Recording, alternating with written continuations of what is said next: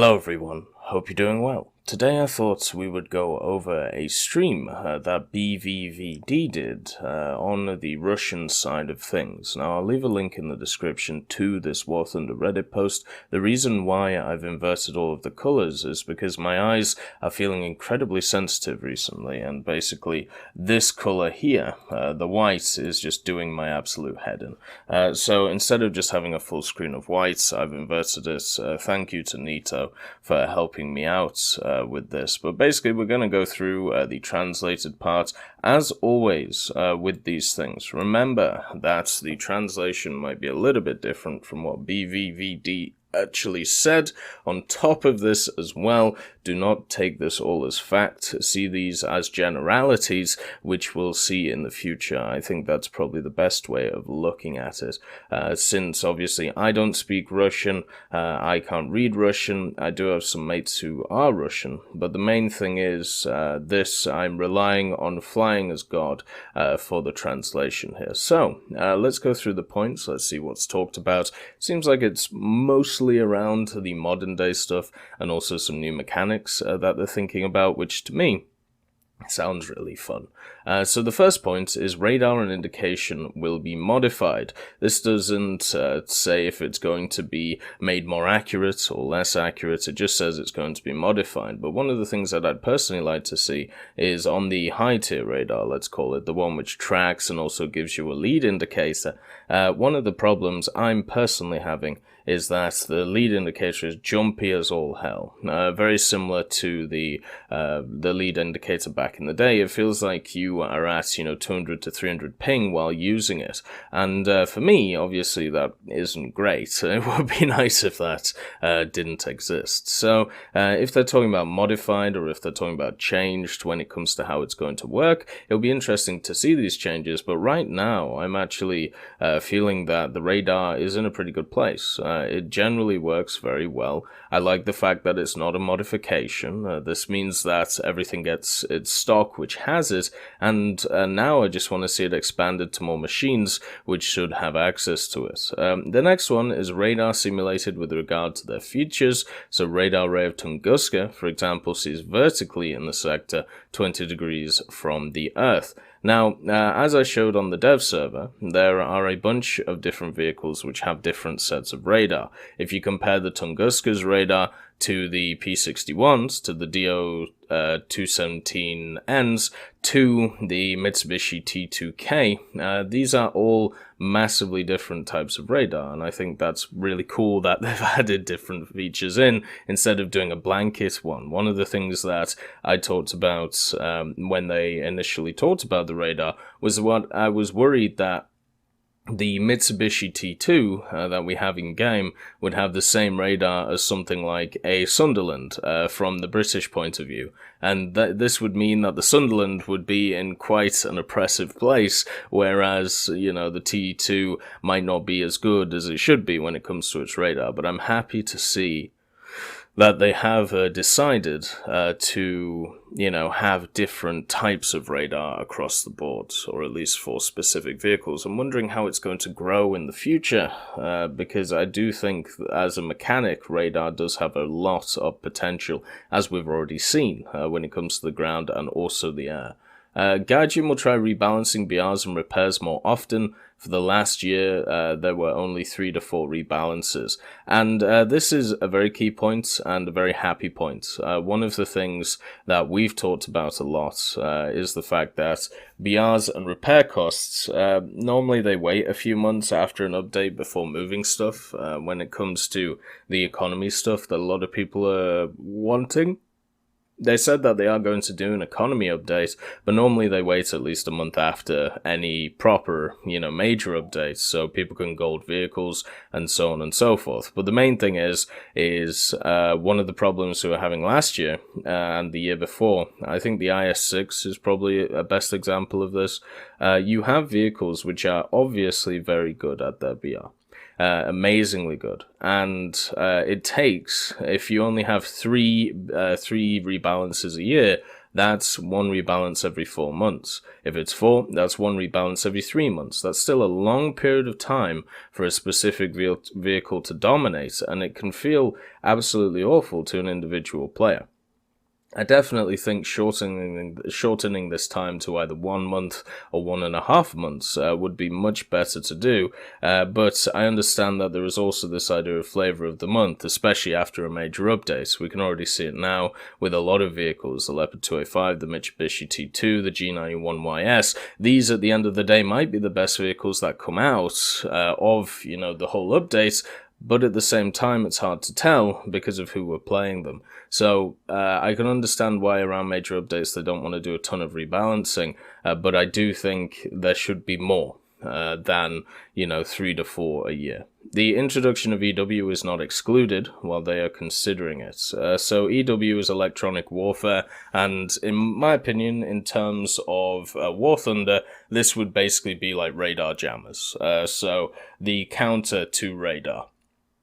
One of the things that we don't have in War Thunder right now is a counter to radar. The only real counters is hitting the blind spots on the radar, or flying lower than your enemy, or or when it comes to, as I said, the ground element. Flying behind mountains, flying behind rocks, flying low towards the tree level. This will all cancel the radar, and also most radars have blind spots right above them. So as long as you take that into account, then you should be alright. But this means that you have to know where the radar target is, and that's not always the easiest thing to do. But overall, adding a counter, like a direct counter to the radar system, I don't think would be a terrible idea. Kind of like with the ATGMs, how the smokes became quite a large counter. And the only issue is it will have the same issue as radar does, where not every vehicle has it or has access to it. So this will create an inherent divide between haves and have-nots, kind of like how laser rangefinders do, and also now radar does, and so on and so forth. So we're going to have to make sure that, at specific levels, that EW is either spread across, or at least each nation has access to a vehicle that does have access to EW, so, you can actually do something about everybody running around. Aircraft survivability is subjective for everyone. If now the DM is so tuned, then there is a reason. According to some sources, the idea of snails how it should work. For BVV, the current bomber does not seem to be fragile. It is obvious that there are more survivable aircraft, but there are less. There are definitely more survivable bombers than others. The problem is the most survivable bombers in the war are not survivable, and this is the issue, right? So if I pump a ton of rounds into a BE6 or even a PE8, it will normally tank at least a decent amount of rounds. But when you hit a B-17 or a Lancaster or a Halifax or a Wellington, what you find is this is just not the case. And to be honest, I don't actually think it's that big of an issue, but I think it's that big of an issue because of one specific thing, and that's the MG151. The MG151, when I've been flying out the BF-109 G14 AS, the Italian one, so I could grind out the SM92, I found that it with its just single 20mm, was able to rip tails off B-24s, PB-4Ys, B-17s, Lancasters, Lincolns, anything I came across, just looking behind it, ripping the tails off. And I can't do this really with any other aircraft. So I think it's more, not aircraft, but any other, arrangement of guns. So for me, it just seems like it's the MG151 that is the issue, where it is doing a ton of damage. And, it is a very good 20mm, it should be. I think the only one that's actually better than it is the A&M3, but that might just be personal choice. Overall, the aircraft survivability part is alright. I would like to see aircraft not get as affected by the amount of damage that they take, but it still has to be a conversation to be had, because some of the bombers which should be survivable just are not. And I don't think this is subjective, especially when you play both sides of the coin and have a look at both sides of the coin.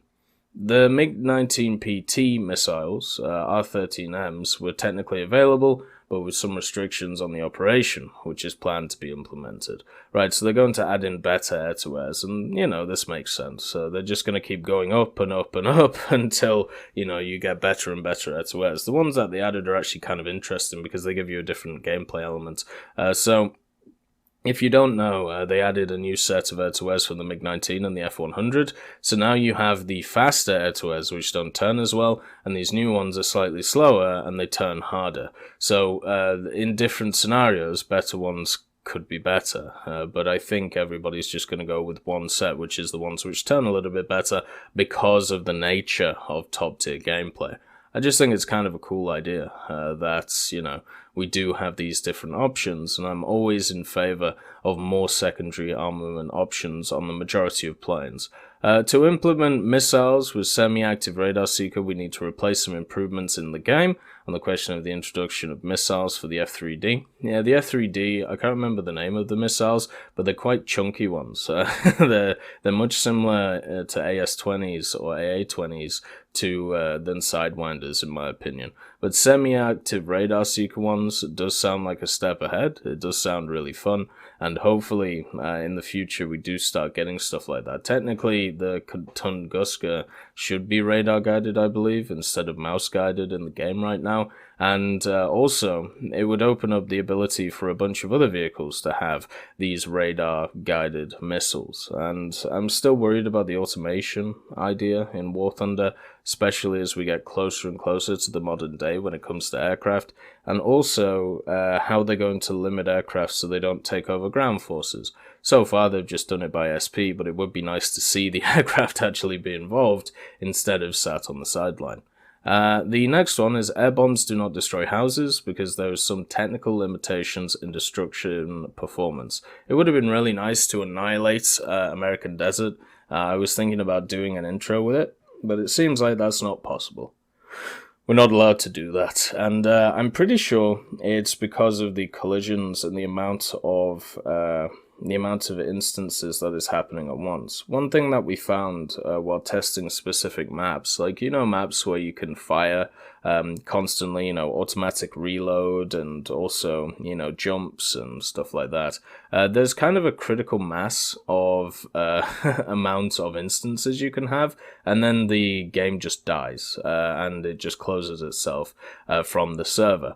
I've got a feeling this might be happening with here, where they've created these really nice destructible buildings and destructible ideas, but because they've put so much definition into it, if you hit it with a bomb, that's going to create tons of instances, and then if you have a big enough bomb, then you're just going to crash the server.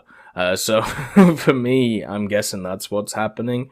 I might be wrong about that, but that seems to, like that would be... that would make sense compared to what else I've seen come out of the game in other instances. The next one is anti-radar missiles do not exclude. Also, they will need to make a warning system and countermeasures for them. Anti-aircraft complex could identify such missiles and shoot them down. So, anti-radar missiles do not exclude. I'm not exactly sure what this is talking about, but I'm guessing it's talking about another missile system that they haven't excluded, and therefore everything is on the table when it comes to this stuff. For larger caliber HE shells, there are plans in order to make them more correct. There has been a lot of people complaining about the top-tier Soviet HE shell doing way too much damage, and also Hesh not really doing enough. And Hesh is always one of those interesting ones where it definitely does have a few issues with the damage that it does and how it actually interacts in the game. The fact that you can ricochet a Hesh shell is definitely an interesting one. But the main thing is a lot of people have been talking about basically the top tier Soviet HE. I don't really think anybody else talks about any of the HE.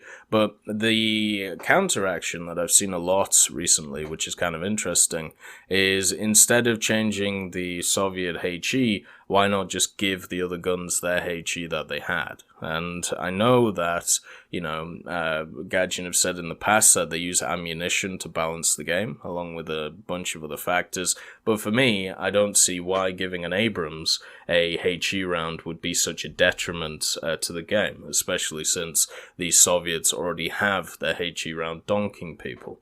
For me, the APF SDS is still a superior round over the HE. I think the HE just makes it easier to grind, and it's cheaper as well, so you can actually make money with it. And after somebody has a fully upgraded high-tier Soviet machine, I don't think people would use the HE, or at least you're at a detriment if you are using it. Stuff like the KV2, though, I feel kind of bad for the KV2, because all of the changes they've done to HE over the years has made the KV2 HE not very good and kind of useless. And I know a lot of people are gonna, say, oh, well, I'm wrong about this, blah, blah, blah. But if you compare the HE from stuff like the KV2 and the M4105 from like 3 to 4 years ago, today it is nothing compared to that. It is absolutely garbage. So it would be nice if we do get some HE changes which don't favor the top tier HE and actually look at other areas. Anti-ship missiles is a complicated thing. It is not swept away completely, but so far there are other things in the ships that need to be addressed. The size of the player base would be one of them, and trying to work out why people don't want to play ships and why people want to, not play ships, and why is it not fun, or why is it fun?